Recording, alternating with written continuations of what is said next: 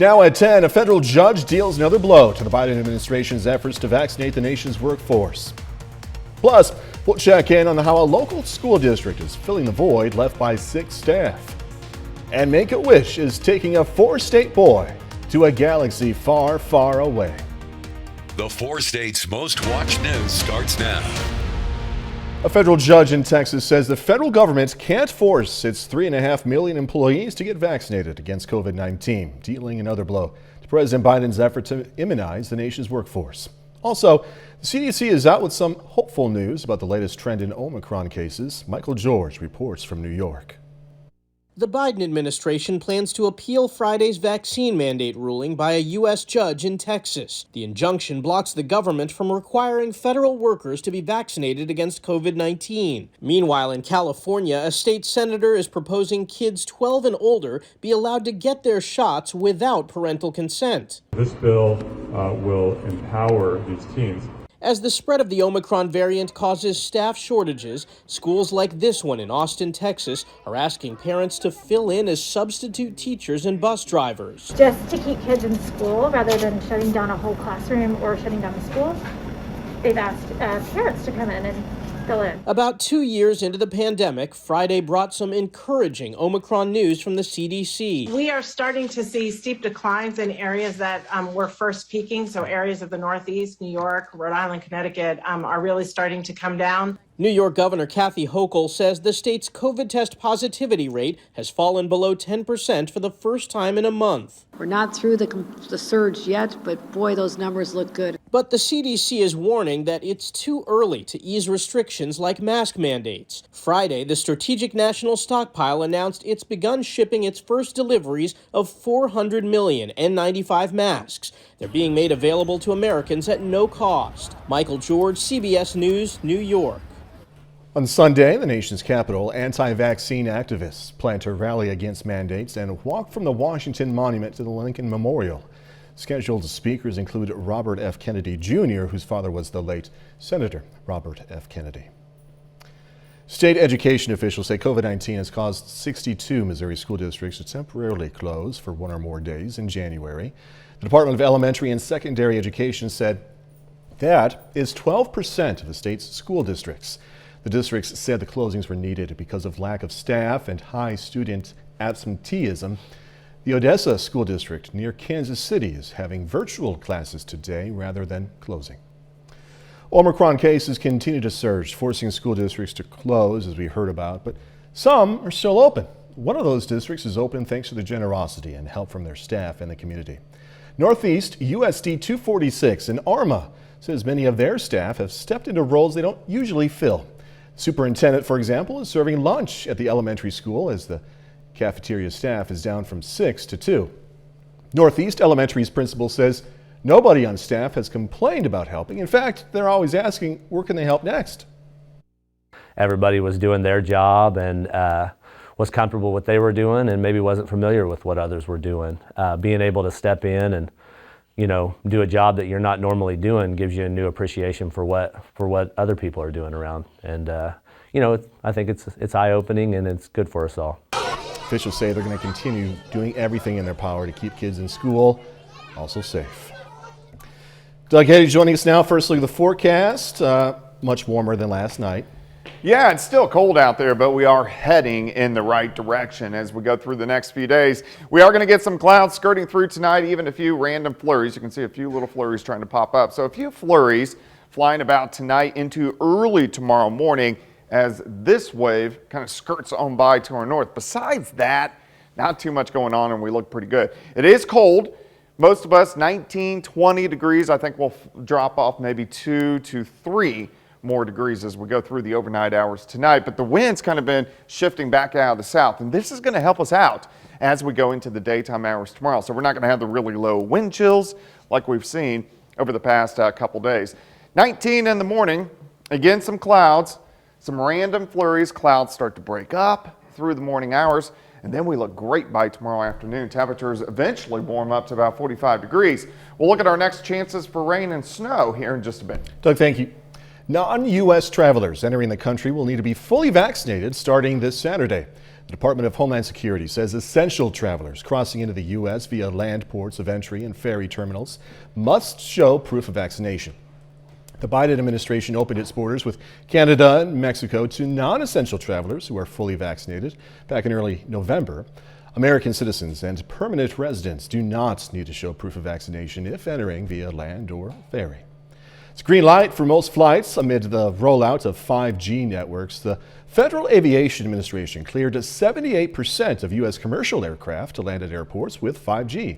There was concern the technology would interfere with flight controls, especially in low visibility situations. FAA says it expects that some jets will not be allowed to land at airports that are near 5G networks. Uncle Sam is getting ready to start using facial recognition technology for online tax filers. Starting this summer, users with an IRS.gov account will no longer be able to log in with just a username and password. Instead, going to need a government-issued ID and selfie, among other verification, to confirm their identity. Still ahead, a local boy with his eyes to the stars is granted a wish that will land him in the happiest place on earth. And a journey and a gift, how a Texas man is paying it forward to a family in Oklahoma. A Neosho, Missouri boy got a big surprise earlier today. Oliver Ruth has dealt with a lot as a 5-year-old. And back in 2019, he suffered a major stroke affecting his entire body, this after a case of influenza. Because of his condition, he was meant to be surprised with a trip to Disney World through Make-A-Wish, but it was postponed because of COVID. So earlier today, he got word that trip is happening again, in addition to a surprise from his favorite Star Wars character. Make-A-Wish is an amazing organization, so they help kids just take away, make them feel a little bit normal for a time. So get away like this trip will make him feel like, normal, a normal kid for a week. Enjoy it. Oliver and his brother regularly play with lightsabers. His mother says she's happy he finally gets to live out his dream. Texas man traveled hundreds of miles to give an Oklahoma family a special gift. It's something he bought years ago, but he says it really belongs to them. Rebecca Pryor explains why he was on a mission to make sure they got it. A little colder up here than it is in Dallas. The trek from Texas to Oklahoma is Jim Higgins' last leg on a years-long mission. Long time coming. A mission of returning a painting to a group of people he's not yet met. Well, I'd been looking for him off and on for about maybe 3 to 4 years. Purchased at a charity auction for OU Children's Hospital over a decade ago, Jim says he walked away with the best and brightest of the bunch. The colorful creation made all the more special by the bubbly 8-year-old behind it. She was our blue-eyed baby girl, our firstborn. A few years later, the artist's parents, Chad and Bridget Dollarhide, lost their daughter Hope to a rare form of cancer. It happened very quickly, very quickly. You gotta just work every day just to keep the rest of the family together, and it's tough. But say they take comfort in knowing in a short time she lived a full life. I remember Hope well. A diehard Sooner fan, Hope even enjoyed several visits from Hall of Fame football coach Bob Stoops, also keeping her busy during long hospital stays, making artwork as unique as she was. She had so much fun work. I mean, that was like the highlight of her days in the hospital, working on that. Knowing what this painting might mean for Hope's family, Jim set out on a search for Hope, but with no last name, tracking them down seemed near impossible. So then that's when I called Fox. I thought, well, they probably have good social media. We posted this story on our website, and within hours, we're planning a way for them to meet. When I found out what painting it was, oh my gosh, I can't even tell you. I called my husband crying, called my sons crying. I can promise you this is not easy to let go. I cherish this so much. But it belongs to you. Which is how Jim's journey ended up coming full circle inside one of Hope's favorite places. There you go. It's yours now. Oh my gosh. It's the greatest gift Bridget and Chad could ever ask for. Wow. Keeping hope alive through the act of giving back and the art of compassion. That gives me, a warm feeling. She's still spreading her brand of hope even though she's not with us anymore. Again, that was Rebecca Pryor reporting. Later, lots of basketball on tap. Going to have highlights and scores from across the 4 states coming up in sports. Plus, a few flurries rolling through for us tonight. What about the weekend? We'll look at that coming up. The Outdoorsman. Well, it turned out to be a decent Friday for us today. Most Fridays usually pretty good, but it was a little bit on the cold side. But we had the sunshine for us today, and it looks great right now. Here's a live shot. This is Indigo Sky Casino and Resort, of course, Friday night. People getting out on the town, around the community, numerous casinos. And, of course, Indigo is just outside of Seneca, Missouri. All right, look at the lows during the morning hours.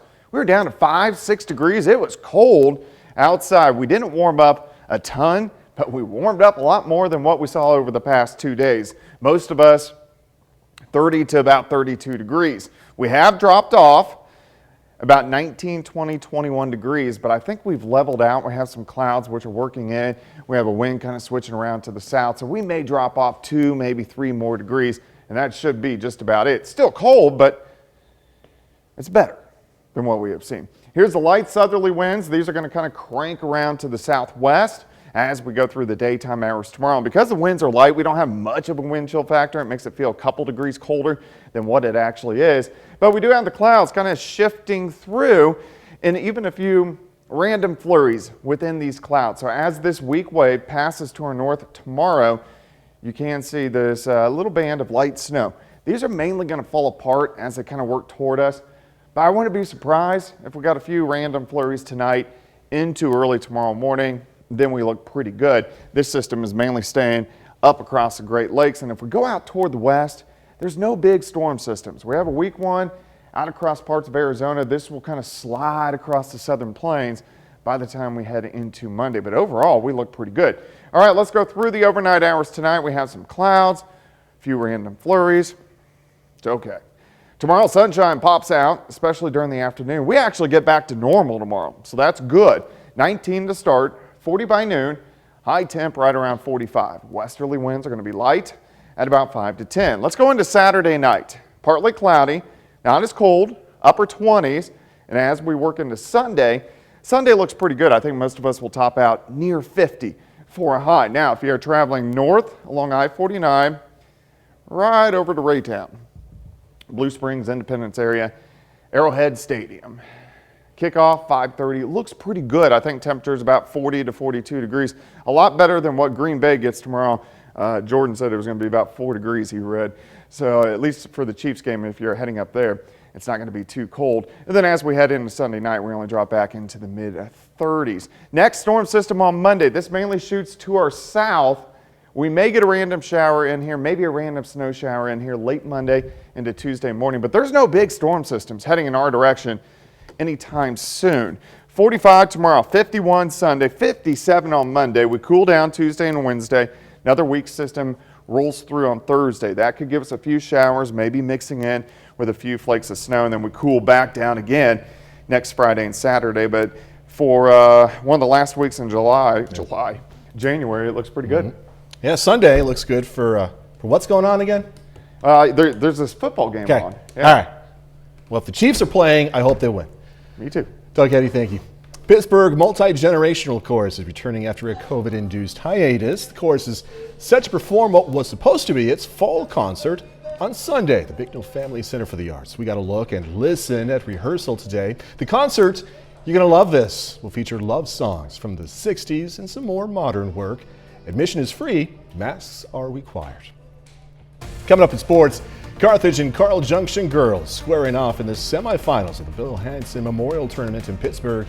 And Erie aims to stay undefeated and move on to the Lancer Classic Championship. Jacob Leonard has that and more next.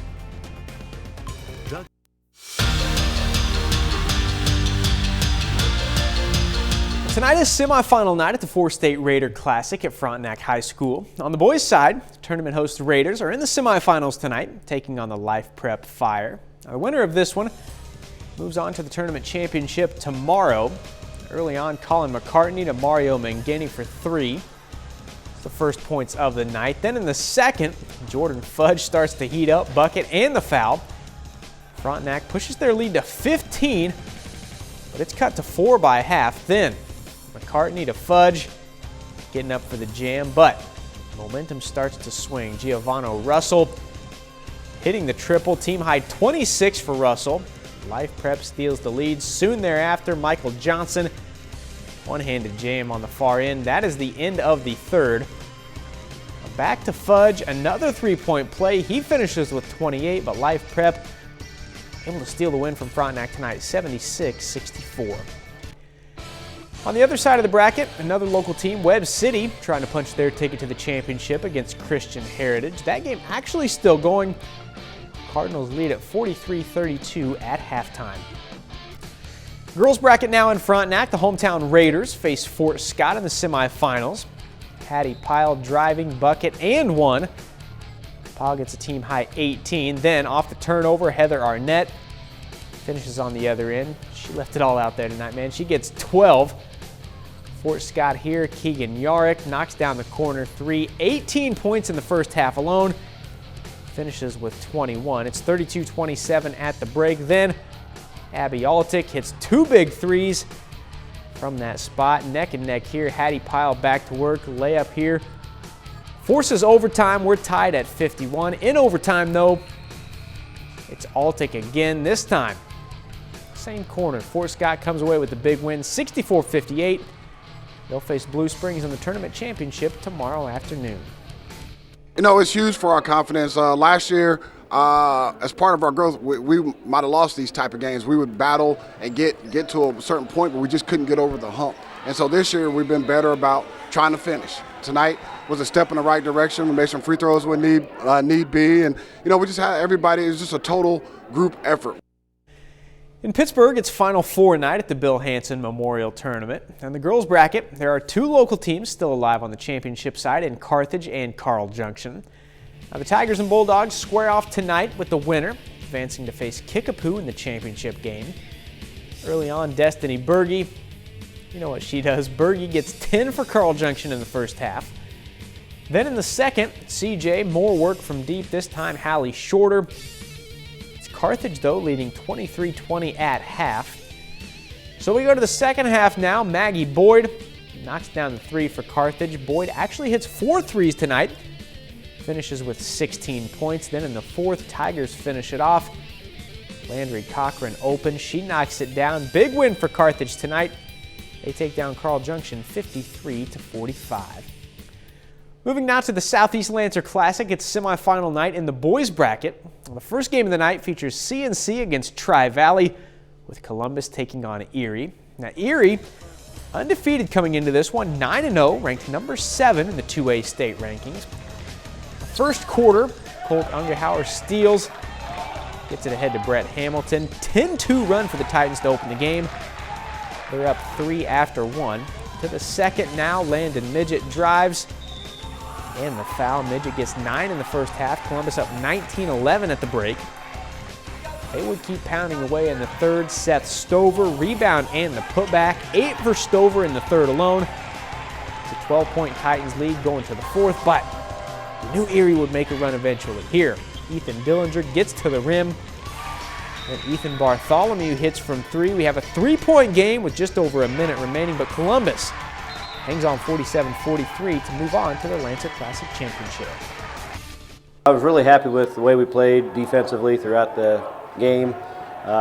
We were able to take away some of the things they like to do. I told them that in order to get to where we want to be, we got to win games like that, something we've been talking about all season long. We're going to have a game every night that's going to be similar, so real proud of the guys. On the other side of the bracket, tournament host Southeast up against College Heights in the semifinals. College Heights does pull away to win 61-36. Cougars will face Columbus for the tournament championship tomorrow night at 7:30. That's a look at sports. We're back with more news after this. A Missouri bus driver is going the extra mile to make students smile. His enthusiasm is earning him some recognition from the school district. Steve Harris reports. Every morning at the Melville School District bus lot, Kevin Hughes boards bus 229, dressed for success. Morning, everybody. Kevin was once where these kids are now, literally. You see, he graduated from Melville. I was a troublemaker on the bus. Well, that was then. Nowadays, he's a smile maker. Driving in Dapper Duds. These are trying times, and just putting a little fun in the workplace. If I made you laugh, I've done my job. His work wardrobe does just that. Kevin's been at this for 5 years. It's a very rewarding job. A job that recently rewarded Kevin. All right, kindergartners. He was named Transportation Department's Employee of the Year. He makes it a lot of fun, especially around the holidays. He also has a bunny suit for Easter and then Santa and stuff like that. But he does make it fun for students on the bus. They love it, yeah. It all depends on the outfit. Sometimes they don't understand them, but a lot of times they do. Take, for instance, today's getup. A leprechaun, a Mad Hatter, and what was the other one, Hunter? Michael Jackson. Max Jackson, yeah, Michael Jackson. But no matter how the kids interpret it, Kevin's costumes put a smile on their faces. Someone once said, people rarely succeed unless they have fun in what they're doing. All right, kids, have a good day, all right? If that's the case, you could call Kevin Hughes a success story. I'll see you this afternoon. We all could use some smiles, right, guys? Oh, yeah, for sure. Absolutely. Interesting guy. Going to be a good weekend. It is. We're going to have some flurries out there for us tonight, but sunshine definitely pops out tomorrow afternoon. 45, 51 by Sunday, so looking pretty good. A lot warmer than what we have seen. Final sports now. All right, check this out. Pitt State freshman Blakely Wynn. She won the 60-meter dash today. PSU's Rumble in the Jungle. That set a new meet record, 7.56 seconds. It's not too bad for a freshman, right? No. Good job for her. Congratulations. Did you beat her? No, not even in the I don't think same. any of us would. Yeah. Thanks so much for joining us. Have a great rest of the night. A great weekend. We'll see you tomorrow.